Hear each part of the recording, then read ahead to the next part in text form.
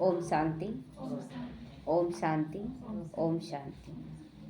बाबा कह रहे मीठे बच्चे, यह रूहानी हॉस्पिटल तुम्हें आधा कल्प के लिए एवर हेल्दी बनाने वाली है। यहाँ पर जो हम लोगों का मन को, हमारे मन को जो स्वस्थ बनाया जा रहा है, बाबा ज्ञान देकर स्वस्थ बना रहा है, इससे आधा कल्प हम कभी बीमार नहीं पड़ेंगे।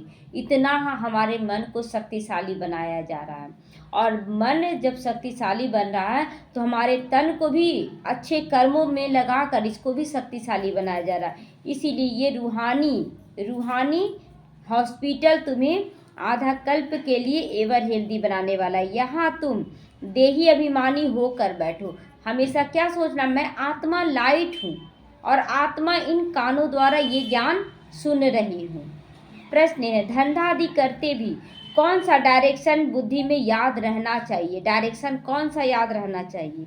उत्तर, बाप का डायरेक्शन है तुम किसी भी साकार व आकार को याद नहीं करो। ना साकार को याद करना है ना आकार को। अब घर जाना है, अब निराकार तक आ जाए। तो एक बाप की याद रहे तो विक्रम भी विनाश होंगे। जितना अग्नि में तपेगा जो, उतना ज़्यादा उसका कचरा निकलेगा और हम निखरेंगे। तो यहाँ भी बाबा कहते हैं ज्ञान सूर्य से सिवा हमें योग लगाना है, और ज्ञान सूर्य से लगाते लगाते हमारा सारा विक्रम खत्म हो जाएगा। इसमें कोई ये नहीं कह सकता कि फुर्सत नहीं है। कोई बोल सकता है मन से याद करने में फुर्सत नहीं है? सब कुछ करते भी याद में रह सकते हो। बाबा क्लियर कर रहा है, कुछ भी काम करते हुए भी आप याद में रह सकते हैं। ओम शांति। मीठे मीठे रूहानी बच्चों के प्रति बाप का गुड मॉर्निंग। गुड मॉर्निंग बाबा। गुड मॉर्निंग के बाद बच्चों को कहा जाता है बाप को याद करो। गुड मॉर्निंग करने के बाद कुछ देर योग लगाया जाता है, याद किया जाता है। बुलाते भी हैं, हे पतित पावन आकर पावन बनाओ। तो बाप पहले ही कहते रूहानी बाप को याद करो। रूहानी बाप तो सबका एक है ना, कि अलग अलग है? सबका एक है, तो याद करना सहज हो जाएगा। तो फादर को कभी सर्वव्यापी नहीं कहा जाता है। माँ, सबको माँ बोल सकते हैं, लेकिन बाप बोलेंगे नहीं। तो शिव बाबा पिता के रूप में एक है, तो सर्वव्यापी फिर कैसे हो सकता है पिता? तो जितना हो सके बच्चे पहले बाप को याद करो। कोई भी साकार व आकार को याद नहीं करो, सिवाय एक बाप के कुछ भी याद ना आए। तो यह तो बिल्कुल सहज है ना, एक को याद करना तो बिल्कुल सहज है। मनुष्य कहते हैं हम बिजी रहते हैं, हमें फुर्सत नहीं मिलता याद करने का। अगर कोई इंसान कितना भी बिजी रहे ना, अगर भूख लग गया तो खाना खाएगा ना। अच्छा, भूख को भी कंट्रोल करे, लेकिन लैट्रिन बाथरूम जो जाता है उसको कंट्रोल कर पाएगा? कितना भी बिजी बोलो रुक जाओ हम आ रहे हैं, है ना। तो बस जब आप उस चीज के लिए समय निकाल सकते हैं तो परमात्मा को याद करने के लिए फुर्सत नहीं है। तो ऐसे तो बाबा कह रहा मन से याद करो कहीं कुछ भी करते हुए, लेकिन फुर्सत निकाले ना उसके लिए। चाहे कुछ भी हो जाएगा, अगर पेट दर्द करेगा तो आप जाएंगे ना डॉक्टर के पास। तो परंतु इसमें कहते हैं फुर्सत नहीं है। तो इसमें तो सदैव फुर्सत है, मन से याद करने में के लिए तो सदैव फुर्सत है। तो बाप युक्ति बतलाते हैं, यह भी जानते हो बाप को याद करने से ही हमारे पाप भस्म होंगे। जब भी कुछ होता है और तुरंत 2 मिनट के लिए साइलेंस ले लें, आप बाबा को याद करें, आपका मन शांत हो जाएगा। घर में बहुत ज़्यादा लड़ाई हुआ उसके बाद आप 2 मिनट के लिए बाबा को याद करने लगे, मन शांत लगेगा और फिर वो वाइब्रेशन चारों तरफ फैल जाएगा। लेकिन अगर आप नेगेटिव का नेगेटिव चलाते रहें, क्यों हो रहा है ऐसा, कितना लड़ाई होगा, कैसे होगा, कब, और बढ़ा दिए। तो मुख्य बात है यही कि मन से परमात्मा को याद करना। धंधे आदि की कोई मना नहीं कर रहा है बाबा, वह सब करते हुए सिर्फ एक बाप को याद करो, विक्रम विनाश हो जाएगा। तो यह तो समझते हम पतित हैं। साधु संत ऋषि मुनि आदि सब साधना करते हैं। साधना की जाती है क्यों? भगवान से मिलने के लिए। और जब भगवान मिल गया तो तब उसके डायरेक्शन पर चलेंगे। जब भगवान मिल गया तो डायरेक्शन पर चलेंगे। तो जब उनका परिचय ना हो तब तक मिल नहीं सकते हो। जब तक परिचय नहीं है, जैसे किसी से भी मिलने का टाइम होता है ना, तो पूछते कहाँ घर है, सारा कुछ उसका लेते हैं, नाम एड्रेस कहाँ पर है, कैसे हैं, सब कुछ। तो उसी तरह यहाँ जब तक परिचय नहीं मिला तब तक बुद्धि ठहर नहीं सकता है। तुम जानते हो बाप का परिचय दुनिया में कोई भी को नहीं है। देह का परिचय तो सबको अपना अपना तुरंत बता देते हैं, मेरा नाम ये है, हम यहाँ रहते हैं, लेकिन आत्मा का परिचय नहीं है, अपने पिता का परिचय नहीं है। तो बड़ी चीज का परिचय झट हो जाता है, आत्मा का परिचय तो जब बाप आए तभी समझाएगा ना, जो जिस चीज का ज्ञाता है वही समझाएगा। शरीर का ज्ञाता शरीर का सब कुछ बता देता है। तो आप अभी एक बहन है जो कृष्ण के प्यार में मतलब मगन हो गई है भक्ति में, और मगन होने के बाद बोली मैं आत्मा हूँ, मुझे शरीर से कोई वास्ता नहीं है। ये सही है, लेकिन क्या कर रही है, कर रही है पूरा कृष्ण को कि नहीं हम कृष्ण में रमे हुए, हमको कोई वास्ता नहीं है। तो तुम्हारा वास्ता अगर नहीं है, तुम आत्मा हो, ठीक है, तो शरीर का बैलेंस क्यों रख रही हो? शरीर को मत खिलाओ पिलाओ, लैट्रिन बाथरूम सब कुछ बंद कर दो, बंद कर दो, तब मानेंगे कि तुम आत्मा है। लेकिन जब तुम शरीर में है तो शरीर को लेके चल रही है ना, खिलाना पिलाना, उसका देखभाल करना, सब कुछ कर रही हो। तो उसी तरह यहाँ हम लोगों को बाबा बैलेंस करना सिखला रहा है कि भल तुम बिजनेस करो भी, भल तुम गृहस्थ को संभालो, मना नहीं है, लेकिन तुम मन से याद करो मुझे, क्योंकि तुम सब कुछ में हो ना, अभी घर गृहस्थ सब कुछ है ना, तो तुमको सब कुछ संभालते हुए करना है। ये बैलेंस जीवन जीने की कला परमात्मा सिखाता है। छोड़ने के लिए बाबा केवल विकार कमी कमजोरियों को बोलता है, ना कि शरीर को छोड़कर किनारा कर लो, ना ही जीवन को छोड़कर परिवार को छोड़कर, ऐसा कभी नहीं बोला बाबा। तो आत्मा और शरीर दो चीज है, आत्मा एक स्टार है और बहुत सूक्ष्म है, उनको कोई देख नहीं सकता है। तो यहाँ जब आकर बैठते हो तो देही अभिमानी होकर बैठो, मैं आत्मा हूँ और मुझसे शक्तियाँ जा रही हैं शरीर में। तो यह भी एक हॉस्पिटल हो गया ना, शरीर की बीमारियों को दूर करने के लिए शक्ति की जरूरत है, जो हम आत्मा क्रिएट कर सकते हैं। शरीर को खिलाना पिलाना कर रहे थे लेकिन फिर भी बीमार, क्योंकि आत्मा कमजोर हो गई थी। अभी परमात्मा आए हैं आत्मा को शक्तिशाली बनाने, बाकी शरीर को कैसे स्वस्थ रखना वो तो हम लोग सब जान रहे, ये खाओ ये पियो। तो आधा कल्प के लिए फिर परमात्मा एवर हेल्दी बना कर जाते, इतना पावर है उनके अंदर। तो आत्मा तो अविनाशी है, कभी भी विनाश नहीं होता है। आत्मा का ही सारा पार्ट नूंधा हुआ है, आत्मा का ही पार्ट नूंधा हुआ है। शरीर का पार्ट क्या है कि नारी का पार्ट, नारी में आए हैं तो नारी का पार्ट नूंधा गया, तो नारी का पार्ट अदा कर दिया। लेकिन आत्मा में नर नारी का भी, राजा का प्रजा का साहूकार सारा पार्ट इसमें नूंधा हुआ, अमीरी गरीबी सारा 84 जन्मों का पार्ट नूंधा हुआ है। तो आत्मा कहती मैं कभी भी विनाश को नहीं पाती हूँ, इतनी सब आत्माएं अविनाशी हैं, शरीर है विनाशी। अब तुम्हारी बुद्धि में ये बैठा हुआ है कि हम आत्मा अविनाशी, अब रोज रोज सुनते सुनते पक्का हो गया कि मैं आत्मा अविनाशी हूँ।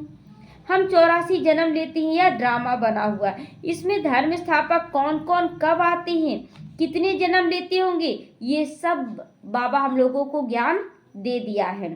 84 जन्म गाए हुए हैं, जरूर किसी एक धर्म के होंगे, किसी एक धर्म के 84 जन्म गाया जाता, तो किसी एक धर्म के ही हैं, है ना हम लोग। मुख्य है आदि सनातन देवी देवता धर्म, उससे निकले टाल टालियों में चले गए, तो सभी के तो हो ना सके 84 जन्म, अब सबका तो नहीं होगा, तो सब धर्म इकट्ठे तो नहीं आते ना, हम दूसरों का हिसाब क्यों बैठकर निकाले, मुसलमान कितना टाइम आया, ईसाई कितना, हम केवल देवी देवता धर्म का निकाले कि बीज से पेड़ कितना बड़ा हुआ, टाल टाली कितना निकला, उसके कोई मतलब नहीं, उसको भी ताकत आदि से ही मिल रहा है।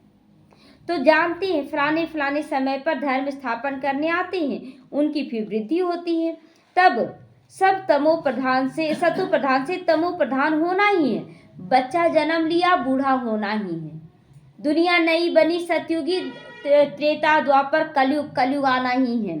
तो दुनिया जब तमो प्रधान होती है तब बाप आकर सतो प्रधान सतयुग बनाते हैं।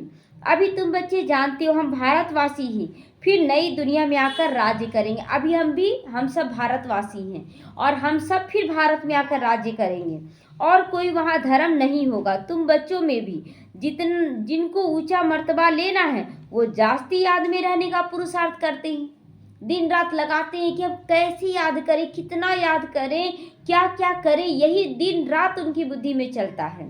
और समाचार भी लिखते हैं बाबा हम इतना समय याद में रहते हैं, कोई तो पूरा समाचार लिखने में भी लज्जा के मारे देते नहीं, लगता है ना कि बाबा रोज इतना समझाता है फिर भी हम इतना याद नहीं कर पाते, क्या लिखे बाबा को याद करना, कि बाबा बुद्धि इधर उधर भटक गया। तो अगर आपका याद एक्यूरेट चल रहा है ना, अच्छे से चल रहा है, आपकी स्थिति में परिवर्तन आना शुरू हो जाएगा। लेकिन हम केवल ज्ञानी बन जाते हैं क्योंकि याद सही नहीं पहुंच रहा है, तो इसके कारण हम मन से स्वस्थ नहीं हो पाते हैं। समझते बाबा क्या कहेंगे, परंतु मालूम तो पड़ ही जाता है बाबा को भी चाल चलन व्यवहार से। स्कूल में टीचर स्टूडेंट को कहेंगे ना कि तुम अगर पढ़ोगे नहीं तो फेल हो जाओगे, बोलेंगे ना, ये श्राप नहीं है, सावधानी है। बहुत बच्चे ऐसा मत बोलिए, ऐसा नहीं कीजिए, सावधानी दिया जाता है कि तुम ऐसे नहीं करोगे तो ऐसा हो सकता है, तुम अपने आप को ठीक करो। तो लौकिक माँ बाप भी बच्चे को पढ़ाई से समझ जाते, ये बहुत बड़ा स्कूल है, यहाँ तो नंबरवार बिठाया नहीं जाता है, लेकिन जैसे एक ही स्कूल में है ना कि जो तेज बच्चे उसको आगे बैठाया जाता है, इस तरह से नंबरवार किया है। यहाँ पर किसी को ये नहीं बोला जाता कि आप आगे आओ वो पीछे आओ, नहीं, बुद्धि से समझा जाता है कि कौन कौन कैसे नंबरवार हैं, होते जाते। अब बाबा अच्छे अच्छे बच्चों को कहाँ भेज देते हैं, वह फिर चले जाते हैं, दूसरे लिखते हैं। हमको महारथी चाहिए तो जरूर समझते हैं कि वह हमसे होशियार नामी ग्रामी, तभी तो बोलते हैं कि उनको भेजो उनको भेजो। बाबा क्या करता है, सारी भाई बहनों को अगर यहाँ पर हो गया तो दूसरे जगह भेज देता है। अब यहाँ के बच्चे बोलते बाबा वो आत्मा अच्छी थी, बहुत अच्छा करती थी मुरली क्लास, तो बाबा कहता है कि तुम क्यों नहीं बन रहे हो। जब शुरुआत में यही शिकायत बाबा से हम भी किए कि बाबा यहाँ वैसा ना पाठशाला है ना वैसा भाई बहन, क्या यहाँ निमित्त भी रहता, कितना अच्छा रहता, सेंटर रहता, दूर में है, कैसे जाएंगे। तो बाबा कह रहा है कि तुम किसी और का इंतजार क्यों कर रही हो, तुम खुद आगे बढ़ो। तो आंख में आंसू आ गया था कि हम कैसे आगे बढ़े, हमको तो कोई चीज़ का नॉलेज ही नहीं है, ना सेंटर कभी गए, पैर भी नहीं रख रहे हैं, तो कैसे हम बैठ जाएंगे। लेकिन इच्छा तो जाग गया था कि नहीं हमको करना है बाबा, हमको भी बनना है।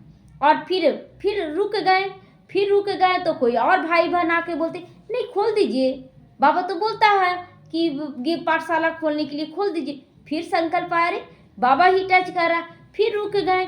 फिर तीसरी चौथी आत्मा जब बोलना शुरू की, बोले नहीं अब बाबा का ही इच्छा है कि एक बोलेगा, दो बोलेगा, और निमित्त खुद आप बोल दी कि आप खोलिए। तो इस ढंग से फिर बाबा स्टार्ट करवाया।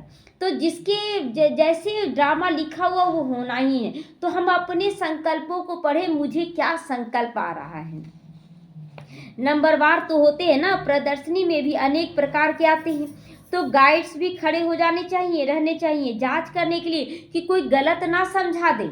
गाइड रहना चाहिए वहाँ पर, मतलब किसी को छोड़ दिया, आप वो उल्टा पुल्टा समझा दिया तो फिर डिसर्विस हो जाएगा। इसलिए बाबा कहता है गाइड रखो पीछे से, भले कोई समझाए। तो रिसीव करने वाले तो जानते हैं ना कि किस प्रकार का आदमी है, जो भी बुलाया किसी को तो जान रहे ना कि ये किस प्रकार का आदमी, इसको कैसा समझाने वाला चाहिए। तो उनको फिर इशारा करना चाहिए कि तुम इनको ऐसे समझाओ, है ना, तुम इनको ऐसे समझाओ। तुम भी समझ सकते हो, फर्स्ट ग्रेड, सेकेंड ग्रेड और थर्ड ग्रेड यहीं से निकला है ना। तो यहाँ तो सबकी सर्विस करनी ही है। कोई बड़ा आदमी है तो जरूर बड़े आदमी की खातिरी तो सब करते हैं ना, ये कायदा बना हुआ है कि खातिरी करना पड़ता है। अब ऐसा नहीं समझना है कि हम गरीब हैं तो बाबा हमारा मान नहीं रखना। बाबा हमेशा बोलता है कि मैं तो गरीब निवाज हूँ, लेकिन दुनिया के अनुसार कायदे की सिरे चलना पड़ेगा ना। अब बड़ा आदमी आए तो वो तो सोच कर आएगा कि मेरा मान सम्मान रखा जाए, तब तो उसको अट्रैक्शन। हम लोग इतना उसको प्यार दे दे, प्यार देना है परिवार के रूप में, और मान सम्मान भी दें तो वो खुद फिर परिवार का सदस्य बन जाएगा। शुरुआत में वहाँ पर पाठशाला में जो आती थी तो वो कुर्सी खोजती थी, कुर्सी में बैठे, उस समय तो कुर्सी था नहीं, बैठ जाती थी कुर्सी में, उनको दिया जाता था कुर्सी था तो बैठ जाती थी। तो एक उन्हीं के परिवार में कोई आई है तो बोले कि बाबा के घर में मेहमान बन कर जाना अच्छा है कि बच्चा बनकर। तो जो कुर्सी पे बैठ जाती थी फटा तुरंत बोल दी कि मेहमान बनकर, कि बाबा कितना आदर सत्कार करेगा, ऐसे बोला। तो दूसरी बोलती नहीं बाबा का बच्चा बनना ज़्यादा अच्छा। वो एक दिन सुनी थी ज्ञान, फिर भी वो बोली हम तो बच्चा बनेंगे। तो बोले कि देखिए बच्चा बनकर आप अधिकारी बन रहे हैं, मेहमान बनने से क्या होगा, चलो मान सम्मान आपको दे दिया जाएगा, बाकी खत्म। दूसरी बार से उनको देखने लगे कि अब खुद वो नीचे बैठना शुरू कर दी। और जो जो एक वीआईपी आती थी वो देखती थी, अरे इन लोग आ रही है वीआईपी होकर और आकर बैठ जा रही है ज़मीन पे, तो उनको देख देख के सीखने लगी। तो पहले वीआईपी है तो उनको मान दीजिए, वो सुनते सुनते देखते देखते अपने आप उनके अंदर परिवर्तन आएगा। और आप डायरेक्ट बोल दीजिएगा आप नीचे बैठो, ये नहीं। तो बाप और अथवा टीचर बच्चों की क्लास में महिमा करते हैं, यह भी सबकी बड़ी खातिरी है ना। आखिर आज हम लोग आए बाबा के ज्ञान में, तो बाबा हमारी महिमा किया कि बच्चे तुम तो बहुत मीठे हो, तुम तो बहुत प्यारे, मेरे लाडले बच्चे हो। कैसा लगा सुनने में? तो जो हम अंदर से चाहते थे वो मिला। उसी तरह जो बड़े लोग हैं उन लोग चाहते हैं कि हमको ऐसे हो। अगर आप नहीं देंगे तो फिर वो आकर्षित नहीं होंगे, इसलिए पहले उनको मान देना वो जो चाहते हैं। तो नाम निकालने वाले बच्चों की महिमा अथवा खातिरी की जाती है ना, तो ये फलाना धनवान है, रिलीजियस माइंडेड है, यह भी एक खातिरी है। कोई अच्छा बच्चा पढ़ रहा है तो बोलते हैं ना बहुत अच्छा पढ़ा, तुम पढ़ो और अच्छा आगे बढ़ो, तो इस तरह से खातिरी दिया जाता है। अब तुम जानते हो ऊंचे से ऊंचा भगवान है, कहते ही भी हैं बरोबर ऊंचे से ऊंचा है, परंतु फिर बोलो उनको कि बायोग्राफी तो बताओ, कह देंगे फिर सर्वव्यापी है भगवान, जानते तो नहीं है, तो बोलते सर्वव्यापी है। बस एकदम नीचे कर देते, कहाँ तो एकदम ऊंचे से ऊंचा है भगवान, और कहाँ बोलते सर्वव्यापी यानी कण कण में भगवान है, तो एकदम नीचे गिरा दिया। तो अब तुम समझा सकते हो कि सबसे ऊंचे से ऊंचा भगवान वह मूल वतनवासी है, वो किस क्वालिटी को धारण किए हुए है, कौन सा क्वालिटी? वो ज्ञान का सागर है, सुख का सागर है। तो सूक्ष्म वतन में देवताएं रहते हैं, परम पिता तो उनसे भी ऊपर है। तीन लोक है, तो परम धाम सबसे ऊंचा, वहाँ भगवान रहते हैं, और उसके नीचे है सूक्ष्म वतन जहाँ देवी देवता आकारी फरिश्ते रहते हैं, और उसके नीचे मनुष्य रहते हैं, मनुष्य जो मन मत पर आ चुके हैं। तो ऊंचे से ऊंचा भगवान वह निराकार ठहरा। अभी तुम जानते हो कि हम जो हीरे मिसल थे सो कौड़ी मिसल बन गए, फिर भगवान को अपने से भी जास्ती नीचे ले गए। जो जैसा होता वैसा ही न देगा, जो जैसा होगा। अब देखिए गरीब के पास जाएंगे तो एक बटन लगाने का जे देगा, मतलब पूरा मोल भाव करके भी देगा, अरे एक बटन का कितना लोगे आप, 2 रुपया 5 रुपया दे देगा। लेकिन जब राजा के पास गया, राजा के पास जब बोला टेलर कि जो देना आपको दे दीजिए, बटन लगाने का क्या बोले दाम, तो राजा तो अपने हिसाब से सोचेगा ना कि हमको कितना देना चाहिए, एक राज्य भाग्य दे दिया। तो यहाँ भी बाबा कहता है कि तुम बाप की को तुम हीरे मिसल हो, तुम कैसे बन गए कौड़ी मिसल। तो जब बाप के संग में आए तब हीरे मिसल है, जब मन मत पे चलने लगे मनुष्यों की मत पे तो कौड़ी मिसल बन गए। तो तुम भारतवासियों की को ही पहचान मिलती है, फिर पहचान कम होता जाता, धीरे धीरे धीरे हमारी शक्ति लो होने लगती है।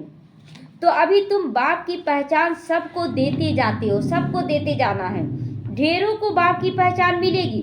तुम्हारा मुख्य चित्र यह त्रिमूर्ति, गोला और झाड़। त्रिमूर्ति ब्रह्मा विष्णु शंकर को कैसे रचते क्या करते हैं, त्रिमूर्ति के बाद गोला यानी कि स्वास्तिका, और झाड़ कैसे पूरा झाड़ निकला, सभी लोग आए। तो इनमें कितनी रोशनी देनी है ना, रोशनी देनी मतलब अंदर में खूब मनन चिंतन करके और उसको ज्ञान को समझे और दूसरों को रोशनी दे। तो यह तो कोई भी कहेंगे कि यह लक्ष्मी नारायण सतयुग के मालिक थे। अच्छा, सतयुग में के आगे क्या था, सतयुग के आगे क्या था तो कोई नहीं जान पाएगा।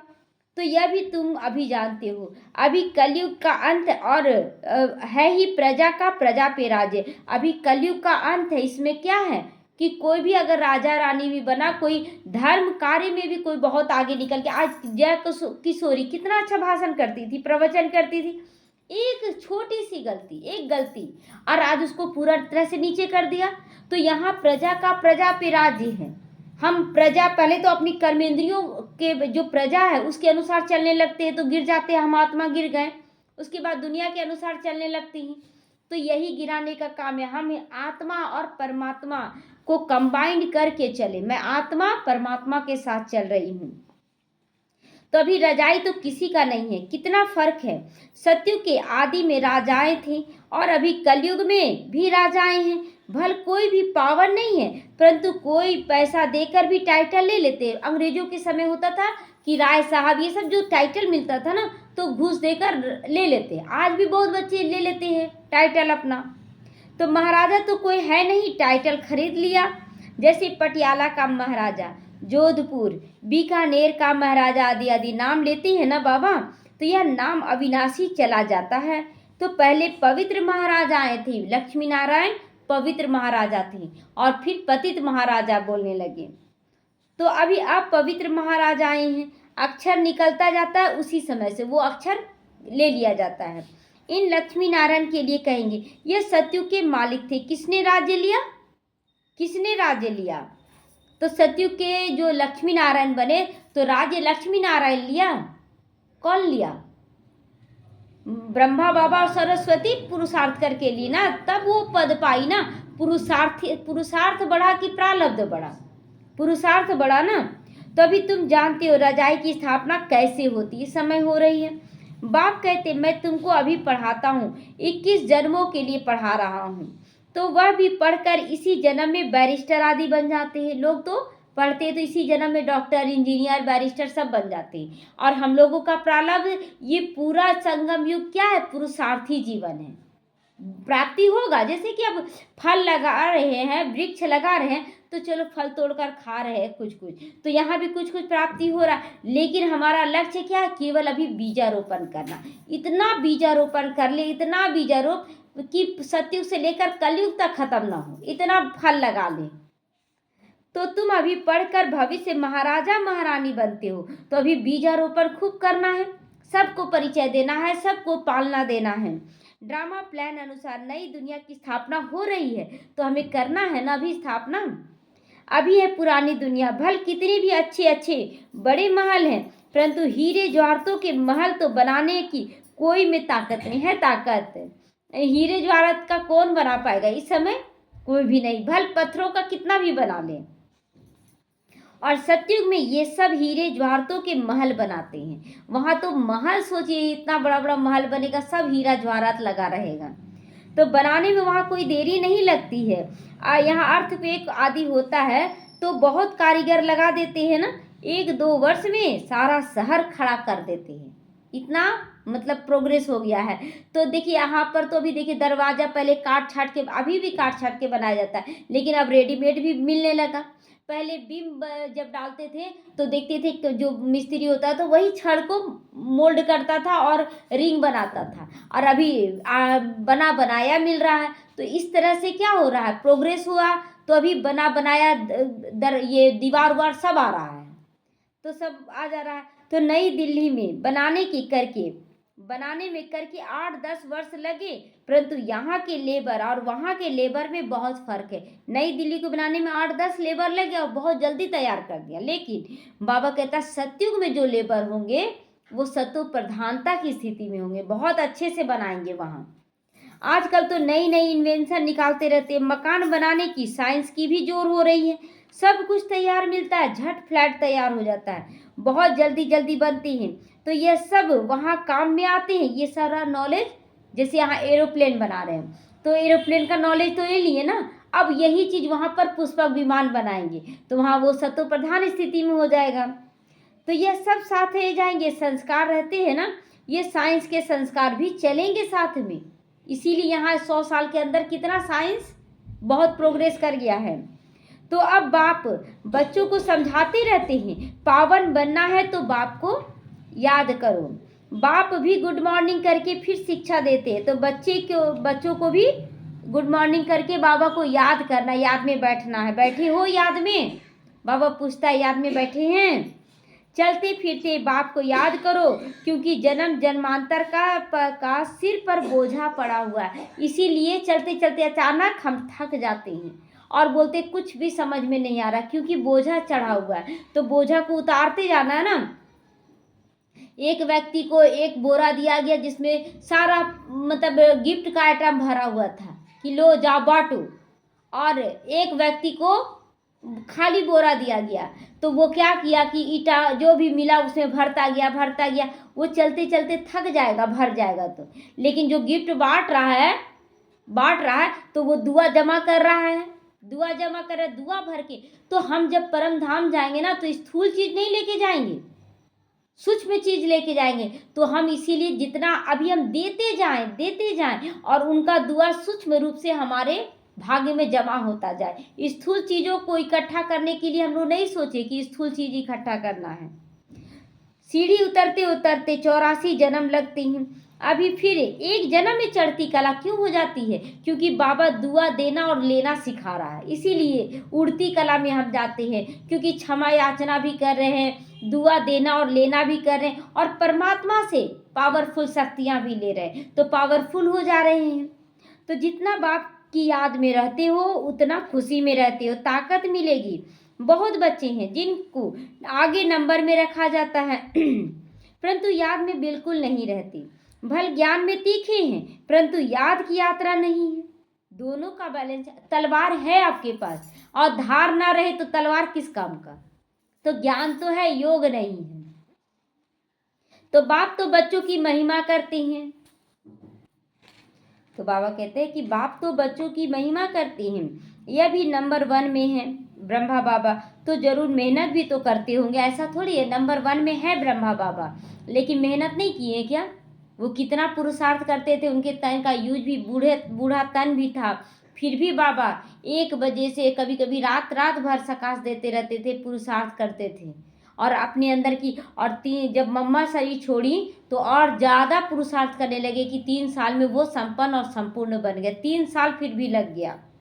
तो तुम हमेशा समझो कि शिव बाबा ये सब समझाते तो बुद्धि योग वहाँ लगा रहेगा।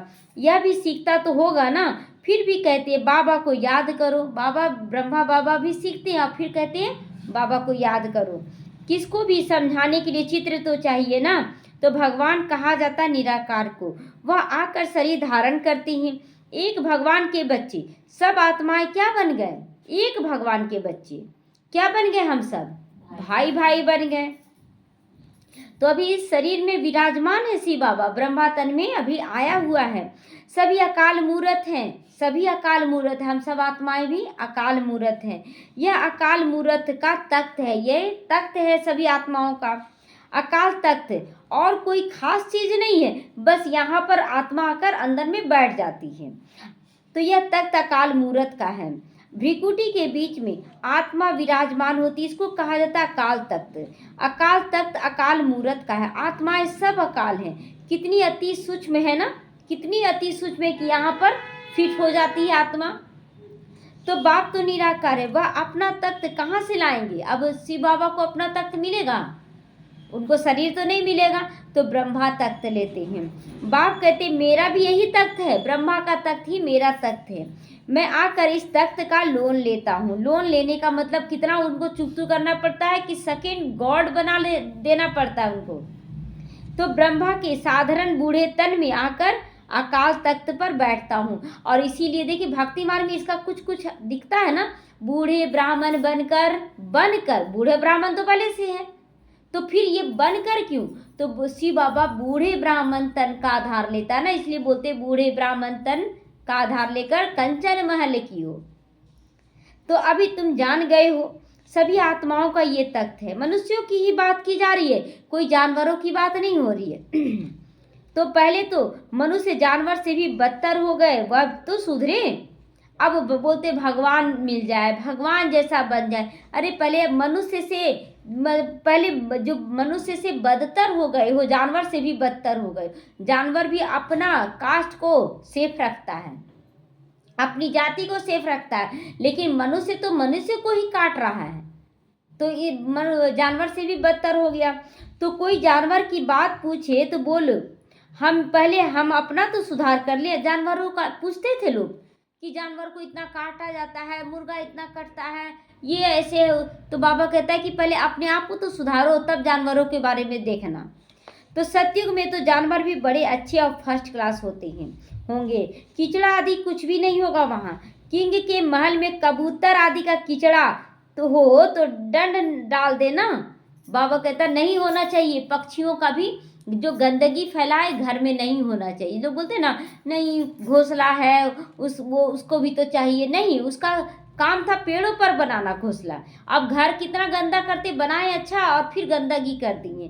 तो बाबा कहता कीचड़ा हो तो दंड मिल जाता है, जरा भी कीचड़ा नहीं होना चाहिए। सब हम लोगों को बाबा का श्रीमत है। तो वहाँ बड़ी खबरदारी रहती है, पहरे पर रहती कि कोई भी जानवर आदि अंदर घुस ना सके, ये सब नहीं रखना है। बड़ी सफाई रहनी चाहिए बाबा के घर में चारों तरफ। क्लियर कर दिया ना, कबूतर है, इतना दिन से नहीं समझ रहे थे, बाबा तो आज ला दिया।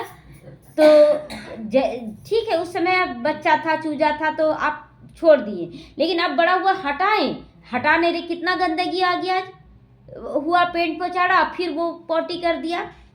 तो लक्ष्मी नारायण के मंदिर में भी कितनी सफाई रहती है, लक्ष्मी नारायण के मंदिर में होगा ये सब गंदगी? नहीं। शंकर पार्वती के मंदिर में कबूतर भी दिखाते हैं, तो जरूर मंदिर को खराब तो करते होंगे ना, कबूतर जहाँ रहेगा तो वहाँ गंदगी फैलाएगा ही। तो शास्त्रों में तो बहुत दंत कथाएं लिखी हैं कि कबूतर ज्ञान सुन लिया, पार्वती सो गई, ये सब दंत कथा है। अभी बाप बच्चों को समझाते, उसमें भी थोड़े हैं जो धारणा कर सकते हैं, लेकिन ऐसा इसलिए बोला गया ना कि जैसे बहुत बच्चे ज्ञान सुन रहे हैं, अब कोई बच्चा बाहर में है तो लेकिन वो ज्ञान सुनकर धारणा कर लिया, और जो रोज आ रहे हैं ज्ञान सुनने के लिए वो नहीं धारणा कर पा रहे, वो सो जा रहे हैं। बहुत बच्चे जो स्कूल नहीं जा रहे, उसको लग रहा है कि हम कैसे स्कूल जाए, और जो स्कूल जा रहे हैं वो खेल कूद में बिता रहे हैं। तो बाकी कुछ नहीं समझते, ये सब बात नहीं, दंत कथा के रूप में ये बोला गया, लेकिन समझते कुछ भी नहीं। कितना प्यार से बाबा समझाते, बच्चे बहुत बहुत मीठे बनो। होमवर्क क्या दे रहा बाबा? मीठे बनने के लिए। तो मुख से सदैव रतन ही निकालते रहो, तुम तो रूप बसंत हो ना, रूप मना परमात्मा का रूप है, परमात्मा के संस्कारों का स्वरूप हम लोग बन रहे हैं। परमात्मा अगर ज्ञान का सागर है तो हम ज्ञान का स्वरूप है, तो हमें ज्ञान का स्वरूप बनकर फिर दूसरों को देना है। भक्तिमान में बोलते हैं ना, नहीं छुपा लेना है। बाबा कहता है कि छुपाना क्या है और बोलना क्या, ये भी बैलेंस होना चाहिए। हम केवल अपनी बड़ाई कर लें कि हम लोग ऐसे कर रहे हैं, वैसे कर रहे हैं, नहीं, हम लोगों को बैलेंस करके सब कुछ बताना रहता है। तो तुम्हारे मुख से पत्थर नहीं निकलने चाहिए। कोई कितना भी गलत करे, हमें चुपचाप उसको समझाने देकर साइड हट जाए, लेकिन आर्ग्यू नहीं करना चाहिए, बहस नहीं करना है। आत्मा की महिमा होती है। आत्मा कहती मैं प्रेसिडेंट हूँ, मैं फलाना हूँ, तो मेरे शरीर का नाम पड़ा ना। अब जब मर जाता है तो सबको मुर्दा ही बोला जाता है, शरीर निकलने के बाद उसको बोले डॉक्टर साहब है, ये बोलेंगे, लेकिन जिंदा है अगर डॉक्टर के पोस्ट में तो बोलेंगे डॉक्टर साहब है, लेकिन मरने के बाद मुर्दा है, शरीर मुर्दा हो गया। अच्छा, आत्माएं किसके बच्चे हैं? तो एक परमात्मा के, तो जरूर उनसे वर्षा मिलेगा ना। अब बच्चे को तो बाप से मिलेगा ना, तो फिर वह सर्वव्यापी कैसे हो सकता है? अब सर्वव्यापी कैसे हो सकता है? तो तुम समझते हो, हम भी पहले कुछ नहीं जानते थे, तो अभी कितनी बुद्धि खुल गई ना। अभी पहले तो बोलना ही नहीं आता था, और अब बाबा कितना बुद्धि खोल दिया है। तुम कोई भी मंदिर में जाओगे समझेंगे ये तो सब झूठे चित्र लगे हुए। अब 8 हाथ 10 हाथ 12 हाथ वाला जो मूर्ति होगा तो बोलेंगे ना 2 हाथ ही होता है, चाहे वो कोई भी हो। तो 10 भुजाओं वाला, हाथी की सूंड वाला कोई चित्र होता है क्या? कोई नहीं। अगर घर में वैसा बच्चा जन्म ले ले तो बेचैन हो जाएंगे। तो यह सब भक्ति मार्ग की सामग्री, कुछ नया क्रिएट कर दिए कुछ, लेकिन ये सब ज्ञान युक्त होकर कुछ होता है, लेकिन वो अंधश्रद्धा में गलत हो जाता है। तो वास्तव में भक्ति होनी चाहिए एक शिव बाबा की, जो सबकी सदगति दाता है।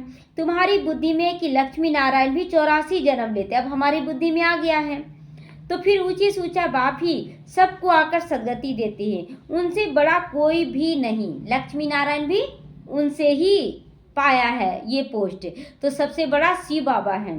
तो यह ज्ञान की बातें तुम्हारे में भी लेकिन नंबरवार धारण होती, सब एक जैसा नहीं करते हैं, धारणा नहीं कर सकते हैं, तो बाकी क्या काम के रहे? अगर आप इतना पढ़ाने के बाद भी नहीं कुछ कर रहे हैं तो किस काम के? तो अंधों की लाठी बनने के बदले और अंधे बन जाते, ट्रेटर बन जाते हैं ना, तो और अंधे बन जाते हैं। गौ जो दूध नहीं देती उसे पिंजरपुर में रखते हैं, पिंजरपुर में मतलब उससे जुताई उताई का काम लिया जाता है, या तो कसाई के हाथ देके मतलब उसके साथ गलत व्यवहार किया जाता है। तो यह भी ज्ञान का दूध नहीं दे सकते हो तो क्या हो जाओगे? माया कसाई के पास चले जाओगे, है ना। तो इसीलिए हम लोगों को ज्ञान दूध पीना भी और सबको पिलाना भी है। बहुत है जो कुछ पुरुषार्थ नहीं करते, समझते नहीं कि हम किसी कुछ तो कल्याण किसी का कर दें, कुछ तो करे सबका कल्याण। अब अपनी तकदीर का ख्याल भी नहीं करते हैं, अपनी तकदीर का भी ख्याल नहीं करते, बस जो मिला बहुत अच्छा, हम इतने में संतुष्ट हैं। तो बाप कहेंगे इनकी तकदीर में नहीं है। अपनी सदगति करने का पुरुषार्थ तो करना चाहिए ना। अपनी सदगति हम कितना लगा ले वृक्ष, इतना वृक्ष तैयार कर दे, मतलब हर एक आत्मा को इतना पावरफुल कर दे, वो 10 फल तैयार कर दे, फिर उस फल का बीज से दूसरे जगह लगाएं, फिर वो 10 फल तैयार करने का लग जाए। ऐसा बीज हमको रोपना है, बोना है, देही अभिमानी बनना है। बाप कितना ऊंचे से ऊंचा है और आते हैं, देखो कैसी पतित दुनिया में, इतना ऊंचा बाबा और आता कहाँ है? पतित दुनिया में, पतित शरीर में। क्यों? क्योंकि उनको बुलाते ही हम पतित दुनिया में, पावन दुनिया में तो बुलाएंगे नहीं, हम तो बहुत सुखी हैं। अभी जो लोग सुखी हैं वो बुलाएंगे? वो लोग नहीं बुलाएंगे।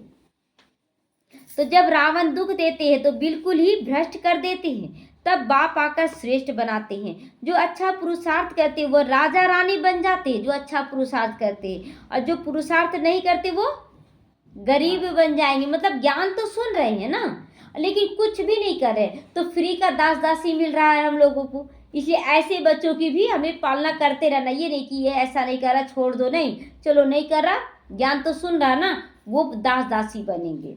तो तकदीर में नहीं है तो तदबीर कर नहीं सकती है, तो तकदीर में नहीं है तो कुछ भी नहीं कर सकती हैं। कोई तो बहुत अच्छी तकदीर बना लेते हैं। हर एक अपने अपने को देखो कि हम क्या सर्विस करते हैं, हम कितना सर्विस करते हैं। अच्छा, मीठे मीठे सीखी लदे बच्चों प्रति माता पिता बाप दादा का याद प्यार और गुड मॉर्निंग। रूहानी बाप की रूहानी बच्चों को नमस्ते। हम रूहानी बच्चों की रूहानी माता पिता बाप दादा को याद प्यार, गुड मॉर्निंग और नमस्ते नमस्ते, शुक्रिया बाबा शुक्रिया। धारणा के लिए आज मुख्य सार है, रूप बसंत बन परमात्मा का स्वरूप बनकर दूसरों पर भी बरसाना है। तो यही हुआ रूप बसंत बनना। तो सदैव मुख से क्या निकालना है? ज्ञान रतन निकालना है। बहुत बहुत मीठा बनकर चलना है, कुछ भी गलत नहीं बोलना है, कभी भी पत्थर यानी कटु वचन नहीं निकालना है, ये तो ऐसा है वैसा है नहीं बोलना है। ज्ञान और योग में तीखा बनकर अपना और दूसरों का भी कल्याण करना। ज्ञान और योग में जो तीखे हो गए उनका धारणा और सेवा अपने आप होने लगेगा। तो अपनी ऊंची तकदीर बनाने का पुरुषार्थ करना है। अंधों की भी लाठी बननी है, जो भटक रहे हैं उनकी लाठी बनना है।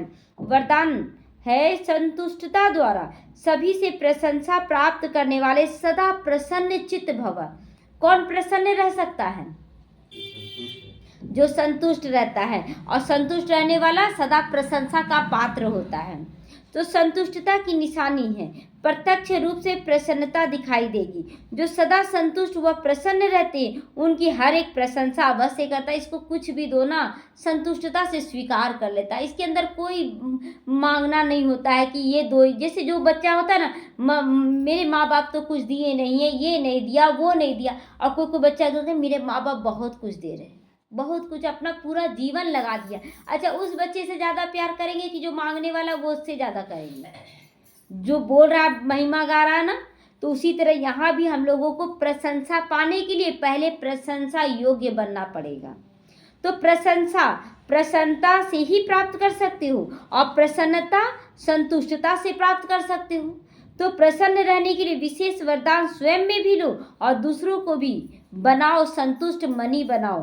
क्योंकि यज्ञ की अंतिम आहुति क्या है? सभी ब्राह्मण आत्माओं की सदा प्रसन्नता, यही आना चाहिए।